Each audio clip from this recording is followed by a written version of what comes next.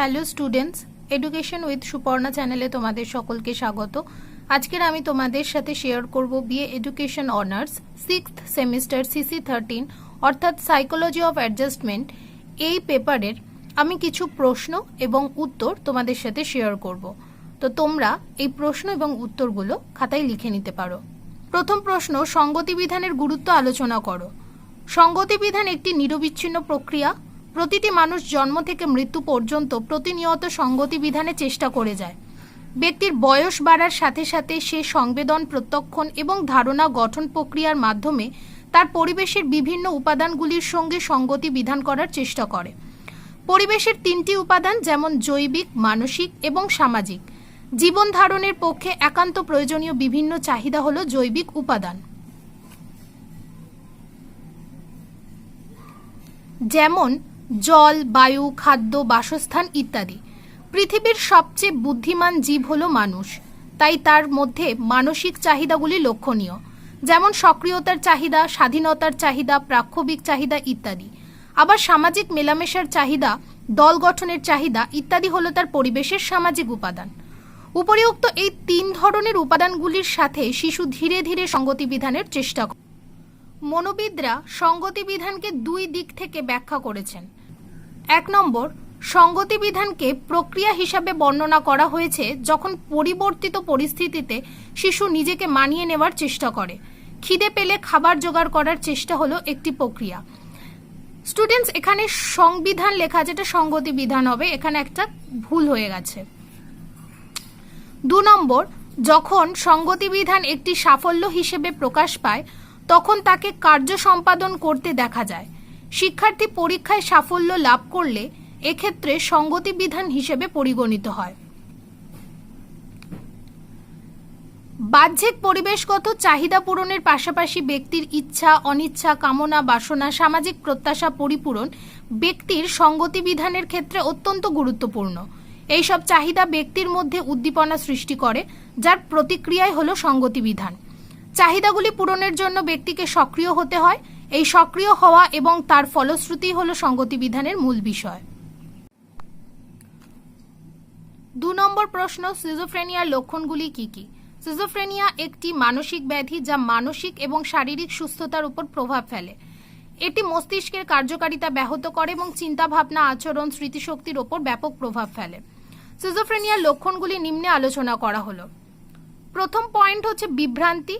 কোনো একটি মিথ্যা বিশ্বাসকে আঁকড়ে ধরে রাখা কেউ তাদের কথাবার্তা, চিন্তাভাবনা বা কাজ নিয়ন্ত্রণ করছে বলে মনে করে। নেক্সট হচ্ছে হ্যালুসিনেশন। সিজোফ্রেনিয়ার আক্রান্ত ব্যক্তিরা অস্তিত্বহীন শব্দ, দৃশ্য, গন্ধ অনুভব করতে পারে, যেমন কণ্ঠস্বর শুনতে পাওয়া। নেক্সট হচ্ছে অসংলগ্ন কথা বলা। এই রোগে আক্রান্ত ব্যক্তিরা এতটাই অসংলগ্ন কথা বলে বা এলোমেলো হতে পারে যে অন্যরা তাদেরকে বুঝতে পারে না। এই সমস্ত ব্যক্তিরা বক্তৃতার সময় চিন্তাভাবনা সংগঠিত করতে অসুবিধার ফলে সুসংগত কথোপকথন বজায় রাখা কঠিন হয়ে পড়ে।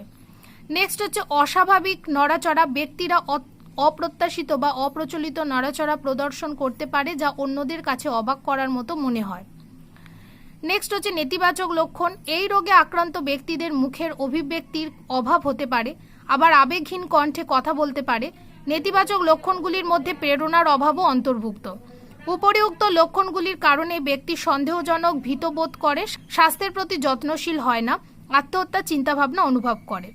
পীড়ন ও পীড়কের মধ্যে পার্থক্য আলোচনা করো। পীড়ন ও পীড়ক এমনই অবিচ্ছেদ্য দুটি ধারণা যে একটিকে বাদ দিয়ে অপরটির অস্তিত্ব থাকে না।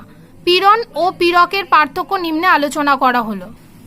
এ হচ্ছে পীড়ন হলো একটি শারীরিক, মানসিক বা আবেগময় বিষয় যা দৈহিক বা মানসিক দুশ্চিন্তার কারণ হয়ে দাঁড়ায়।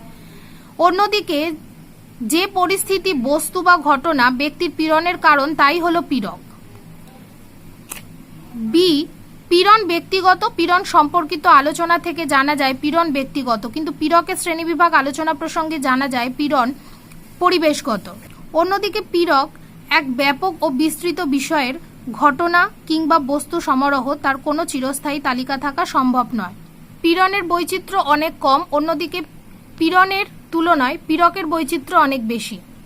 পীড়ন অবশ্যই ব্যক্তিগত, কিন্তু যখন এমন কোনো পীড়ক উপস্থিত হয় যা কোনো অঞ্চলের, দেশের কিংবা বিশ্বের বিস্তীর্ণ অংশের বিপুল সংখ্যক মানুষের পীড়নের কারণ হয়ে দাঁড়ায়, তখন তাকে বলা হয় বৃহত্তর সর্বজনীন পীড়ক। বিশ্ব উষ্ণায়ন, ভূগর্ভের জলস্তর নেমে যাওয়া ইত্যাদি আমাদের পীড়নের কারণ। সাম্প্রতিক আমফান ঝড়, তার পূর্বে আইলা, উত্তরাখণ্ডের কেদারনাথের ভয়াবহ ধস ও বন্যা, ক্যালিফোর্নিয়ার দাবানল, প্রায় প্রতি বছরই এক বা একাধিক প্রাকৃতিক বিপর্যয় ঘটে চলেছে। পীড়ক হিসাবে এদের ভয়াবহতা চূড়ান্ত হলেও এদের দরুন পীড়নের মাত্রা সকলের ক্ষেত্রে সমান নয়, কিন্তু পীড়ন প্রায় অবশ্যম্ভাবী।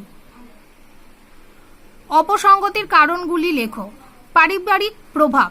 প্রাথমিকভাবে শিশুর অস্তিত্ব রক্ষার জন্য যে চাহিদা অর্থাৎ আহার, নিরাপত্তা, আশ্রয় ইত্যাদি চাহিদা পূরণ করে পরিবার।